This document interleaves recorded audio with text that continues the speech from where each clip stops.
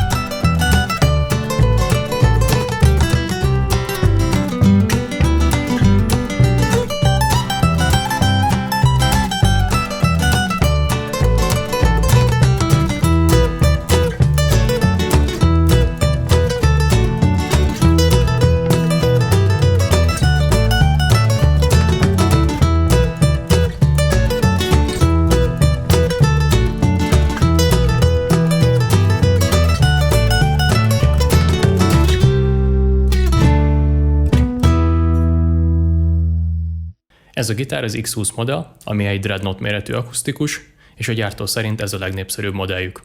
És ha azt kérdezed, hogy miből van összerakva, akkor a rövid válasz az, hogy szénszálszövetből, műgyöntából és nagyrészt hagyományos gitáralkatrészekből.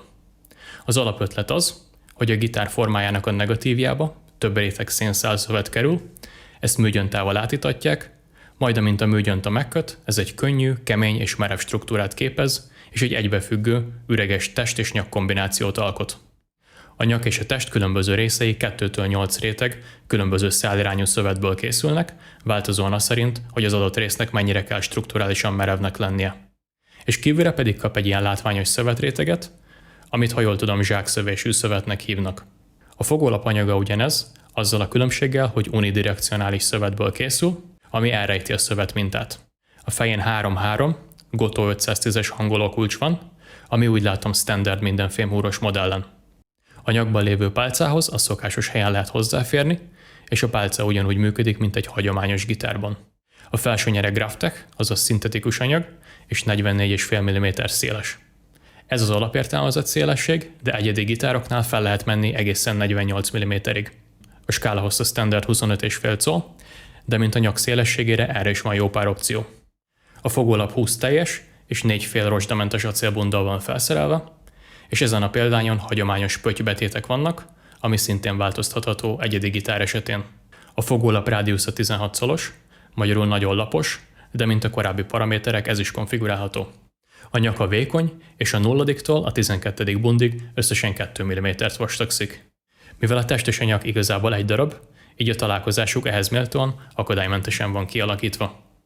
A test elő-hátul tele van kényelmi kontúrokkal, és kérhető rá egy dekoratív furnérlemez is különböző egzotikus fákból. Ez tényleg csak dekoratív, alatta ugyanúgy épül fel a gitár, mint az enyém. A testen a hangjuk úgy van elhelyezve, hogy a nyílás félig a zenész felé, félig pedig előre néz, és ha a lyukba belenézel, látszik, hogy a gitárnak nincsenek bordái, se a tetején, se a hátán. A húrláb igen egyedi, 6 darab 2 dimenzióban szabadon állítható babával. A húrok pedig hagyományos tüskék nélkül direkt a gitár tetejébe kapaszkodnak. Hangszedőket tekintve ebben a példányban 2 fajta is van. Az egyik egy Graphtec Ghost Piezo, ami egy gyakori akusztikus hangszedőtípus, mágnesek helyett transduktorokkal alakítja a húrok rezgését elektromosságá, és a húrláb alatt van, jelen esetben a babák alatt. A másik pedig egy K&K, vagy K&K kontakt hangszedő, ami 3 pici transduktort jelent, amik belülről a gitár tetejére a húrláb előtt vannak felragasztva. Ezek hangerejét a 2 apró potméter szabályozza, amik a gitár hangjukába vannak rögzítve. Ahhoz, hogy a gitár bedugva megszólaljon, egy 9 voltos elem szükséges, amihez a hozzáférést oldalt, a jack ajzat mellett találjuk. Ez a példány 2,2 kg, ami fogalmam sincs, hogy nehéznek vagy könnyűnek számít akusztikus gitárok között, mert évek óta nem volt másik a kezemben. Ami érdekes viszont, hogy szinte gramra megegyezik a gyártó által a modell számára kitűzött 2,25 kg célsúlya. Nyakba akasztva így néz ki, mindenképp szeretne a feje felé húzni, de a heveder és a ruhám közti surlódás egész jól a helyén tartja. Én általában csak ülve játszom akusztikust, úgyhogy sok tapasztalatom nincsen milyen állva játszani vele, de nekem úgy tűnik, hogy a testre támasztott jobbkar ellensúlyozza ezt. Ezek a gitárok gyárilag 12-től 53-as húrkészlettel jönnek, és ehhez vannak beállítva, ami akusztikus világban egy közepesen vastag szett. Az én törékeny 9-es elektromos húrokhoz szokott kezemnek ez viszont sok, úgyhogy most egy 11-től 52-es D'Addario szett van rajta, és ezt hallod a videó során. És jól látom, kezd becsukódni a szemed? Na akkor jöjjön egy kis zene.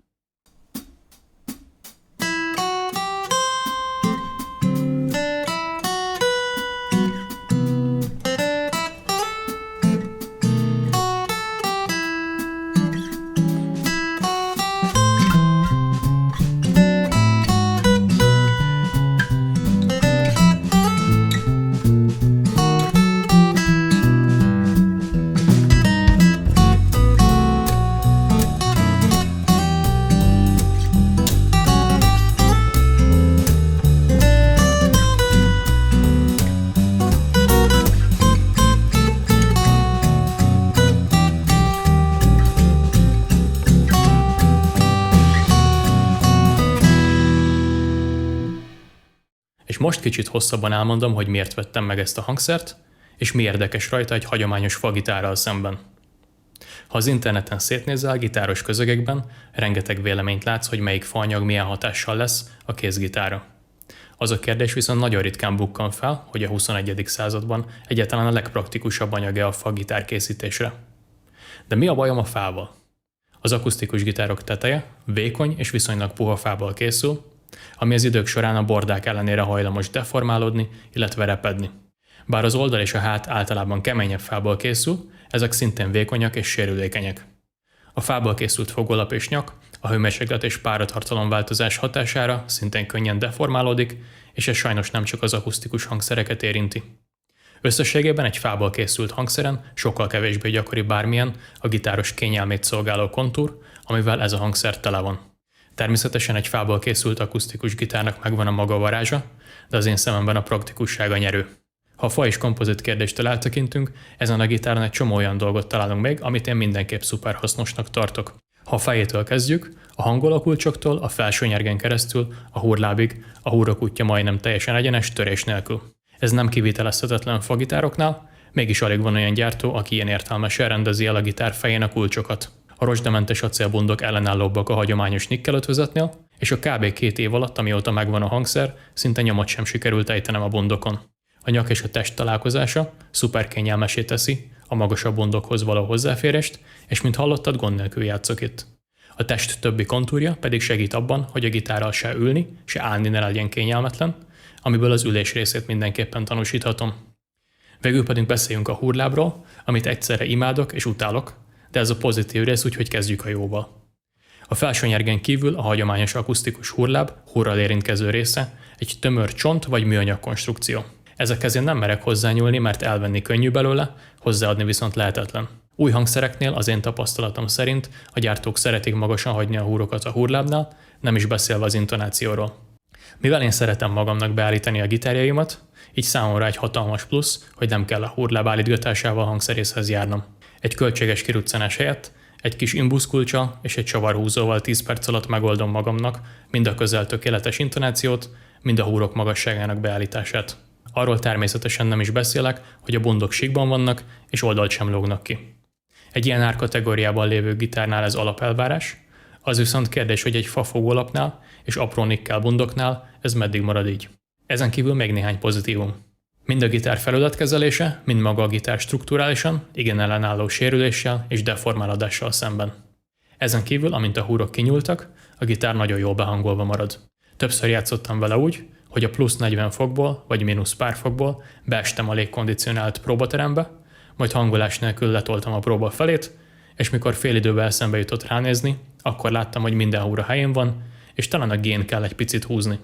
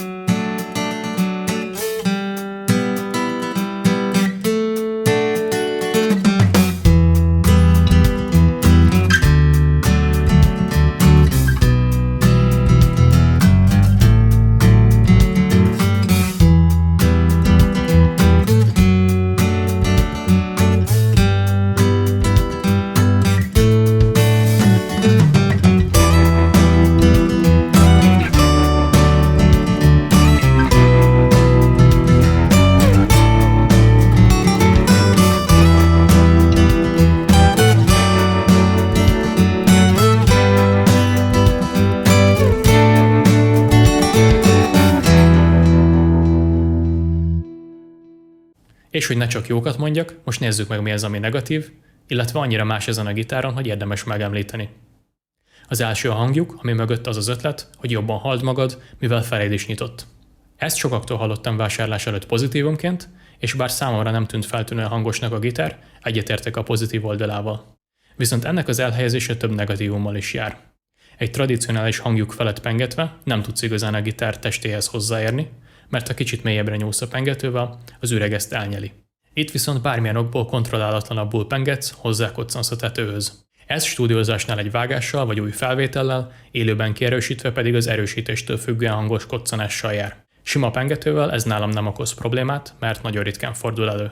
De amikor például a Tom Emanuel féle hüvelykúj pengetős technikát próbálgatom, a folyamatos kopogás igen zavaróvá válik, és hamar átváltok inkább egy elektromosra. A következő probléma a hangjuk és a kontakt hangszedő párosításával van, mivel kierősítve akár közepes hangerőnél is, az utóbbi nagyon könnyen gerjed.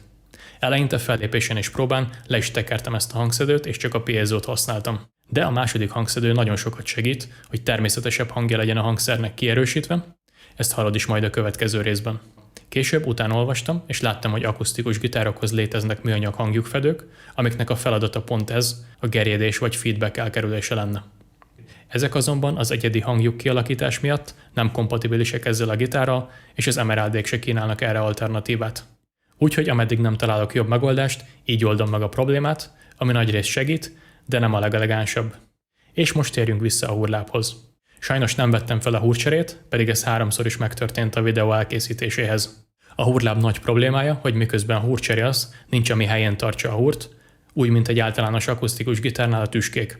Erre azt találtam ki, hogy ameddig a hangoló kulcsoknál matatok, egy imbusz kulccsal rögzítem az adott húrt a húrlábnál, majd amikor kis feszültség alá kerül a húr, addig gányolok itt, amíg pontosan a helyre nem kerül a húr végének is bogyó itt. A következő nem konkrétan az én gitáramra kritika, hanem az Emerald egyedi opciónak árazására. Az X20 az én modellem alapára 2500 eurónál vagy dollárnál kezdődik, mindenféle extra nélkül. Ez egy magas, de a minőségi hangszerek között a helyén lévő ár. Ha hangszedőket is szeretnél a gitárba, ezek ára szintén magas, de érthető. Ha boltban vennéd ezeket a hangszedőket, munkaköltséggel nagyjából ennyiből jönnél ki. Viszont innentől kezdve kezdenek elszállni az árak, és én nem igazán látom bennük a logikát. Aranyszínű hangolókulcsokat akarsz? 120 euró extra. Ennél jobban megéri alapértelmezett kulcsokkal kérni a gitárt, majd besétálni a boltba, és venni egy extra szettet olyan színben, amit csak szeretnél. Szélesebb felsőnyerget, más skálahozt vagy fogólaprádiuszt szeretnél? Ezek darabja 300-tól 700 extra euró, és amennyire én értem, az egyetlen különbség, hogy melyik idézőjelbe öntőformába kerül a szövet és műgyonta. Szeretnél egy dekoratív furnérlemezt a gitártesten és a fejen? 700 euró extra lesz, ami majdnem 30%-a a gitár alapárának. Szerencsére nekem jobban bejön a borítás nélküli szénszövet megjelenés, de ha akartam volna, se tudtam volna magamnak megmagyarázni a 700 eurós extra költséget. Bizonyításként ebből kijön ez a mikrofon, a mögöttem lévő audio interfész legújabb változata, egy korrekt füles, és marad 300 eurót gitárra, amik kombinációjából megindíthatod a zenei karriered. Természetesen biztosan ki van találva az árazása az előbb említett extráknak, de számomra így nem választható opciónak tűnnek, hanem inkább büntetésnek, ha el akarsz térni az alapértelmezettektől. Az utolsó és legfontosabb dolog, amire érdemes figyelni, ha valaha is egy ilyen gitár beszerzésén gondolkodsz, az a hangja. Én abszolút igénytelen vagyok a gitárok hangját tekintve, ameddig a helyén ül zenei kontextusban, és emellett a hangszer praktikus és kényelmes, én boldog vagyok. Sokan viszont úgy álltok a gitárokhoz, hogy nagyon precíz elvárásotok van azzal szemben, hogy hogyan szólal meg a hangszer, és nagy csalódást okoz, ha ettől eltérést tapasztaltok. Ami felvételeket eddig hallottál, ott nem igazán a szőrszálhasogatás volt a célom, szimplán zenét akartam csinálni. A mikrofonnal felvett gitár kapott EQ-t, visszhangot, kompressziót, a hangszedőket pedig nem is mutattam, szimplán mert egy akusztikus gitár mindig jobban szól, az én véleményem szerint mikrofonnal rögzítve. Magyarul a célom eddig az volt, hogy a legjobban szóljon és hallatszódjon a gitár. Most viszont azt fogjuk megnézni, hogy önmagában mindenféle utólagos segítség nélkül milyen a hangja. A mikrofonos verziónál ezt az Audio-Technica AT2020-as mikrofont hallod, ez egy XLR kábelen keresztül megy a mögöttem levő második generációs Focusrite 2i2-be, innen egy 2.0-ás USB kábelen keresztül megy a jel a számítógépbe, ahol azt az FL Studio nevű szoftverrel rögzítem. Amikor pedig a hangszedőket demonstrálom, akkor a gitárból egy 6,3 mm-es jacken keresztül megy a jel az előbb említett hangkártyába, innentől pedig minden ugyanaz, mint a mikrofonos verziónál. Utólag 2 dologhoz nyúlok hozzá, az egyik a hangerő, amit kiegyenlítek a 4 féle felvétel között, és a legvégén az egészre kerül egy limiter, ami néhány helyen nagyon picit lecsippent egy-egy kiugró csúcsot. Ezt csak azért teszem, hogy az alaphangerő magas lehessen, és jelentős dinamikavesztés nélkül hallj mindent rendesen, bármilyen is nézed a videót. Hogy ez teljesen transzparens legyen, mutatom vizuálisan is majd, hogy hol dolgozik a -1 dB-re beállított limiter.